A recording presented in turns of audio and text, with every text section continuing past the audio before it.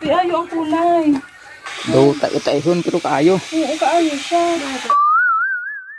Ang tagal ko na nga pinagpaplanuhan na pumunta dito at ngayon talaga ay natuloy na talaga yung planong to. Paano ba naman itong kasama ko ay lagi na lang busy dun sa mga gawaing bahay niya at dun sa trabaho niyang pag-aalmeres. Tagal ko na kasi na naghahanap na mapagbibilhan ng food tray na medyo mura at may nakapagmarites nga sa akin na dito daw sa lugar na to ay napakarami nagagawa ng mga marble din. Nung minsan nga napadaan ako dito na pumunta kami dun sa kamag-anak naming namatay, ay may nakita nga akong gumagawa ng mga marble dito pero hindi ko alam kung ano yung mga klaseng marble ang ginagawa nila. Sobrang challenging nga yung pagpunta dito. May excite ka talaga kasi maiihi ka pa sa salual mo dahil napakahirap ng daan at hindi pa semento.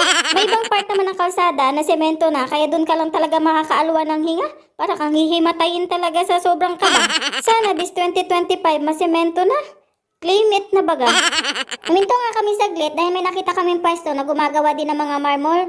Gusto namin magtanong kung may dumagawa din dito ng mga food tray at yung hinahanap kong turtle na paperweight. So sa unang napagtanungan nga namin, sabi ni ate hindi daw niya alam kasi wala daw yung tao na namamahala doon. Kaya sabi ko kung saan ba yung gumagawa ng mga hinahanap naming mga marble. Itinuro na nga kami doon sa baba na lagpasan na daw namin. Pero sabi ko, pupunta muna kami doon sa unahan, baka meron pa din doon. Saka na kami pupunta sa baba kapag pauwi na kami. Pumunta pa nga kami dito sa unahan, kaya may nakita kami na mismong gumagawa ng marble. Kaya dumaan na kami at nagtanong. May nga po ng call. Ang una nga tinanong namin kung may gumagawa dito ng paperweight na turtle. Ang hinahanap ko kasi ay yung may stock na para kapag pauwi namin ay pwede na naming dalhin pa uwi. Pero sa kasamaang palad, hindi na daw sila gumagawa sa ngayon kasi ang ginagawa nila ngayon ay yung food tray. Dito sa kanila, mas maganda daw pag may dala daw picture para pagbasehan ng mga customized na ipapagawa ng mga marble. Para yun ang pagbabasehan nila ng style na meron ka na para hindi sila magkamali kung ano yung gagawin nila dun sa mga marble mo. Iisip ko na yun kanina, nakalimutan ko pa. Ay siya. Ang haba na nga ng tanungan portion namin dito. Hindi namin alam yung kausap namin ay kamag-anak pala namin. Kita mo nga lang din ang panahon. Kapag hindi mo talaga nahanap, dumadating. Pag hinahanap mo, hindi dumadating. Ano ba yan? Yung tipo bagang handa-handa ka na mag-move on pero nandyan na naman, nangangatok na naman. Sa puso mo? Ay, napunta na naman sa kung saan-saan yung usapan. Wala akong pinatatamaan. Anyway, balik tayo dito sa usapan. So, nagkamustahan na nga rin kami. Dahil medyo matagal-tagal na hindi kami nagkita-kita nung sa panahong mga bata pa. Di nga namin akalain na sobrang tagal na nga rin pala na hindi kami nagkikita. Kung hindi pa nga itong paghahanap ko ng mga marble na to, ay hindi kami magkita-kita siguro dito. Umakyat na nga kami dito sa taas para makita namin yung mga finished product na ginagawa nilang tray. Meron nga silang finished product dito na food tray na napakalaki. Size yata nito is nasa 12 inches. Pero napakaganda talaga ng kulay. Yung parang mix yung pagka-century na may pagka-bluish. Kaya naman manghang-mangha ako. Napakaganda ng kulay talaga. Bukod nga dito sa mga tray, may ginagawa din silang mga platito, cup and saucer, yung mga itlog-itlog, at madami pa. Tumatanggap din daw sila ng customize basta may dala ka lang picture at sasabihin nila sa'yo kung kailan matatapos at saka mo na lang balikan. Bago ko makalimutan, gumagawa din pala sila ng mga lagayan ng sabon o soap dish. So ideal kapag ka nagpa-customize kayo ng mga marble ay yung marami ng quantity, syempre, para hindi sayang naman yung pagod nyo. Kanina nga pala, doon sa dinaanan namin bago kami nakarating dito, ay may mga gumagawa din yung mga malalaking jar na pang display.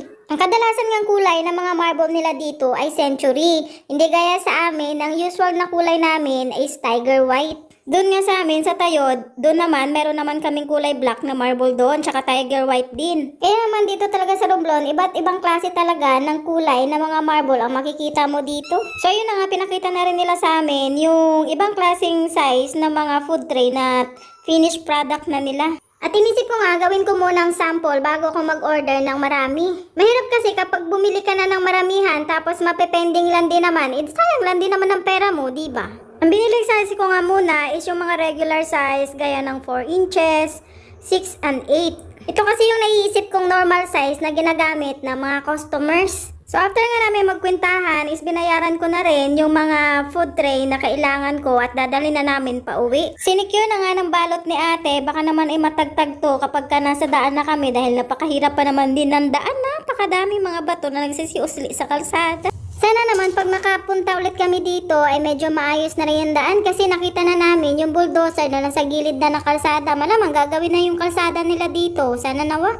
Naawa kasi ako sa motor ng kapatid ko kasi nang papunta kami dito nagkakalantugan yung mga kadena ng motor niya. Akala mo ba'y matatanggal na? Ako pa naman din ang nag-aya sa kanya dito kaya malamang pag nasira yun ay ako magbabayad. Ayan na. Eh sino pa nga ni bagay? Ako naman nag-aya, di ba? Pauwi na nga kami nito pero parang hindi pa rin maputol-putol yung kwentuhan namin. Sobrang wrong timing talaga ng pagkikita namin kasi hindi kami makapagdaldalan dahil busy sila at nagmamadali rin kami. Hindi nga rin ako matuloy-tuloy ng pagbaba dyan dahil nakakita ko ng pang-hypnotize sa aking mga mata. Marami kasi silang mga pusa dito na nakaupo lang dyan sa gilid ng karsada. Ay kung hindi nyo alam, ako'y nahihilig sa pusa at marami akong alagang pusa at kuminsan nga, di ba namumulot pa ako ng mga pusa na tinatapon na sa kalsada? Sa katunayan nga, nung nakaraang November ay nakapulot na naman ako ng isang kuting. Sa awa naman ng Diyos ay ayun, malaki na. Ayun na nga at talagang pauwi na kami at ayaw kong abutin kami dito ng dilim dahil medyo mahaba-haba pa yung mumotorin namin papuntang bayan. Mahirap na at hindi namin kabisado ang daan ay okay lang makakita kami ng multo, wag lang si San Pedro. Oo ay naman. O siya, maraming salamat sa panonood nyo. Hanggang dito na lang. Bye!